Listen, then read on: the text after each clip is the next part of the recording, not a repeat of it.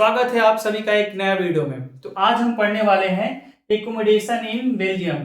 पिछले वीडियो में हमने देखा था जो हमारा टॉपिक था मेजोरिटीज इन श्रीलंका, उस वो पढ़े थे। आज हम पढ़ेंगे एकोमोडेशन इन बेल्जियम, यानी कि अब हम पढ़ेंगे कि बेल्जियम के यहाँ जो डिफरेंसेस था लिंग्विस्टिक ग्रुप में, उस चीज को मैनेज करने के लिए बेल्जियम के गवर्नमेंट ने क्या स्टेप्स लिया था। श्रीलंका के गवर्नमेंट ने जो स्टेप लिया था वो मेजोरिटी के आधार पर लिया गया डिसीजन था, जिससे उस देश में जो सिविल वॉर हुए और दोनों कम्युनिटीज के तमिल और सिंहला हजारों लोग जो है वो मारे गए।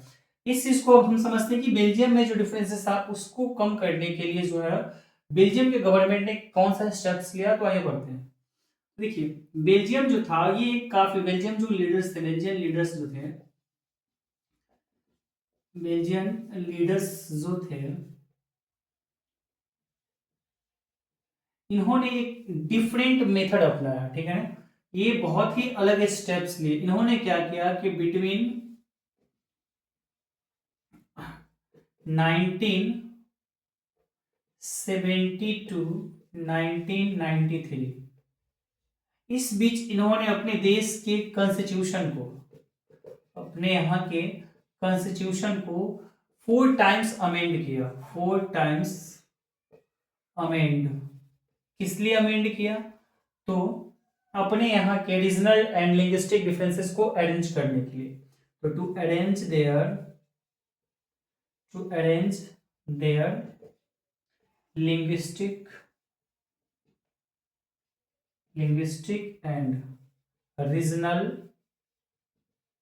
differences। और ये जो स्टेप्स बेल्जियम के द्वारा लिया गया इसको कहा जाता है बेल्जियन मॉडल। तो कई बार एग्जाम में सीधा यही क्वेश्चन पूछता है कि व्हाट वाज बेल्जियन मॉडल्स। चाहे ये क्वेश्चन पूछे कि व्हाट वाज बेल्जियन मॉडल्स, या फिर what steps taken by the Belgian government to reduce their social diversity, तो भी फिर आंसर वही होगा जो आपके बेल्जियन गवर्नमेंट ने स्टेप्स लिया था।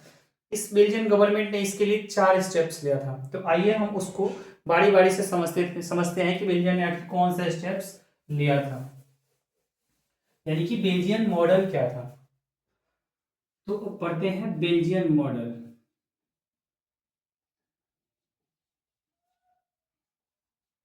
बेल्जियन मॉडल, इस बेल्जियन मॉडल के तहत 4 स्टेप लिया गया। एक एक करके पढ़ लेते हैं कि क्या क्या स्टेप्स लिया गया था।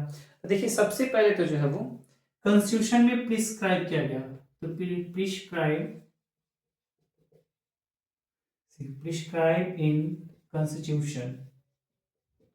Constitution that the number of ministers in both communities, यानी कि दोनों कम्युनिटीज में जो नंबर ऑफ मिनिस्टर्स होंगे सेंट्रल गवर्नमेंट में, दोनों इक्वल होंगे, यानी कि इक्वल रिप्रेजेंटेशन को वहां पे बढ़ावा दे। कहा गया कि the number of ministers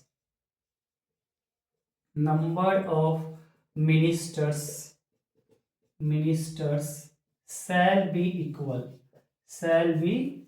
equal in central government. ये इसका पहला स्टेप्स था। ठीक है, और कहा गया कि अगर मान लीजिए कोई स्पेशल लॉ बनाना है, तो अगर कोई स्पेशल लॉज बनाना है तो ये कहा गया कि कोई भी एक सिंगल कम्युनिटी, चाहे वो डच हो या फ्रेंच हो, उस स्पेशल लॉज को नहीं बना सकती है। वो स्पेशल लॉज तभी बनेगा जब दोनों कम्युनिटीज के जो मेंबर्स हैं वो मेजोरिटी ऑफ सपोर्ट्स मिले उनको, यानी कि अधिकांशतः लोग उस लॉ को सपोर्ट करेंगे अगर दोनों कम्युनिटीज के, तभी जाकर के वो स्पेशल लॉ बनेगा। अन्यथा किसी एक कम्युनिटी के चाहने से कोई भी स्पेशल लॉ नहीं बनेगा। तो ये पहला स्टेप्स था। जो सेकेंड स्टेप्स था बेल्जियन मॉडल के द्वारा, वो क्या था? तो many part of the central government have been given to the state government, यानी कि कुछ ऐसे पावर्स थे, यानी कि many powers given to state government, यानी कि बहुत सारे पावर्स है वो सेंट्रल गवर्नमेंट से लेकर के और स्टेट गवर्नमेंट को दिया गया। और ये कहा गया कि स्टेट गवर्नमेंट जो है, इसी में कि state government will not be subordinate to central government, यानी कहा गया कि जो स्टेट गवर्नमेंट होगी वो सेंट्रल गवर्नमेंट के सबॉर्डिनेट नहीं होंगी, उसके पास भी अपना कुछ अधिकार होगा, उसके पास भी बहुत सारी स्वतंत्रताएं होंगी, उसके पास भी लॉ बनाने के अधिकार होंगे। तीसरा जो स्टेप्स था वो बेल्जियम के लिए था। तीसरा स्टेप्स ब्रुसेल्स के लिए था कि ब्रुसेल्स में कहा गया, अब आपको याद होगा कि ब्रुसेल्स का सिचुएशन कैसा था। तो ओवरऑल बेल्जियम में डच जो थे वो मेजोरिटी में थे और फ्रेंच जो थे वो माइनॉरिटी में थे, जबकि बेल्जियम ब्रुसेल्स में तो अपोजिट सिचुएशन था, यहाँ फ्रेंच मेजोरिटी में थे और डच माइनॉरिटी में है। तो इसलिए इन लोगों ने डिसीजन लिया कि क्यों नहीं ब्रुसेल्स में जो है एक सेपरेट गवर्नमेंट बनाया जाए, एक सेपरेट गवर्नमेंट बनाया जाए, यानी कि एक अलग सरकार बनाया जाए। तो बेल्जियम में ब्रुसेल्स में यही हुआ कि वहां पे एक अलग सरकार बनाई गई और इस सरकार के जो है वो कुछ अधिकार दिए गए कि the French speaking peoples accepted equal representation in Brussels because the Dutch speaking community has accepted equal representation in the central government। और जो फ्रेंच स्पीकिंग लोग थे, ये फ्रेंच स्पीकर्स जो थे, इन्होंने एक्सेप्ट किया इस चीज को, एक्सेप्ट किया किस चीज को, एक्सेप्ट इक्वल रिप्रेजेंटेशन को,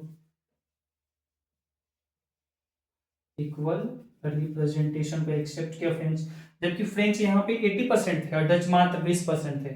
इतना ज्यादा फ्रेंच होने के बाद भी इन्होंने कहा कि नहीं, दोनों के जो मिनिस्टर्स होंगे ब्रुसेल्स में वो बराबर बराबर होंगे, और फ्रेंच लोगों ने एक्सेप्ट भी किया। एक्सेप्ट करने के पीछे क्या कारण था, क्योंकि जो डच थे इन्होंने सेंट्रल गवर्नमेंट में इक्वल रिप्रेजेंटेशन को एक्सेप्ट किया था, जिस कारण फ्रेंच स्पीकर्स ब्रुसेल्स में इक्वल रिप्रेजेंटेशन को एक्सेप्ट किए। जो चौथा स्टेप्स था इसके तहत लिया गया था, एक बार थोड़ा मिटा देते हैं कि जो चौथा स्टेप्स था यहाँ पे तो मान लीजिए सेंट्रल गवर्नमेंट स्टेट गवर्नमेंट थे, इसके अलावा जो है एक अलग से थर्ड काइंड ऑफ गवर्नमेंट बनाई गई जिसको कहा जाता है कम्युनिटी गवर्नमेंट। जो चौथा स्टेप्स था हमारा कि apart from central and state government के अलावा एक थर्ड लेवल की गवर्नमेंट बनाई गई, एक थर्ड लेवल की गवर्नमेंट बनाई गई और उस गवर्नमेंट को कहा गया कम्युनिटी गवर्नमेंट, कम्युनिटी गवर्नमेंट। अब इस कम्युनिटी गवर्नमेंट का चुनाव कौन करेंगे, तो इसमें कहा गया कि वह व्यक्ति जो है इस गवर्नमेंट के चुनाव करेंगे जो किसी एक भाषा से बिलोंग करते हो, या तो वो फ्रेंच बोलते हो, या तो वो डच बोलते हैं, या फिर आपके वो जर्मन बोलते हैं। ये मैटर नहीं करता है, this is doesn't matter that in which area they live. ये मैटर बिल्कुल नहीं करता है कि वो किस एरिया में रहते हैं, बस केवल सिंगल लैंग्वेज बोलने वाले लोगों को कहा गया कि इस कम्युनिटी का, इस गवर्नमेंट का जो है वो चुनाव सिंगल लैंग्वेज बोलने वाले लोग ही करेंगे। तो ये 4 स्टेप्स थे बेल्जियन मॉडल्स के द्वारा बेल्जियन गवर्नमेंट ने लिया था, जो आपके सोशल डिफरेंसेस को मैनेज करने के लिए। अब यहाँ पे है कि जैसे ये हम देख रहे हैं कि बेल्जियन जो मॉडल्स था वो काफी ज्यादा कॉम्प्लेक्स है, कॉम्प्लेक्स तो है लेकिन ये काफी ज्यादा इफेक्टिव भी रहा बेल्जियन में, क्योंकि बेल्जियन भी अगर मान लीजिए मेजोरिटी के आधार पर डिसीजन लेता तो शायद उस देश का भी सिचुएशन वही होता जो श्रीलंका का हुआ था।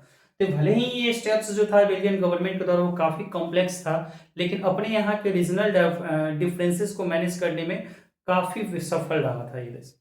अब आखिर इस दो देशों से हम क्या सीखते हैं, चाहे वो श्रीलंका हुआ या फिर आपके बेल्जियम हुआ, आगे हमें पढ़ना है कि what do we learn from this two stories. तो इस स्टोरीज से हमें समझ में आता है कि जैसे मान लीजिए क्वेश्चन आ जाएगा कि what do we learn from this two stories. अगर इस पूछते हैं हमसे कि अगर इस दो स्टोरीज से आपने क्या सीखा, क्या समझा, तो इस स्टोरीज से हमने यही समझा है कि जो म्यूचुअल अंडरस्टैंडिंग है, म्यूचुअल अंडरस्टैंडिंग है, ये बहुत जरूरी है अगर हम चाहते हैं कि किसी देश की पॉलिटिकल स्टेबिलिटी लंबी समय तक बनी रहे। यानी कि जितने वहां पे कम्युनिटी है सभी लोगों को आपस में सहमति होनी चाहिए, सभी लोग जो है वो किसी एक डिसीजन पे थोड़ा कम बेसी करके और डिसीजन ले वहां पे। अगर हम सब सोचे कि नहीं बराबर बराबर एकदम सबको अधिकार मिलेगा तो ये शायद पॉसिबल नहीं रहेगा। यानी कि म्यूचुअल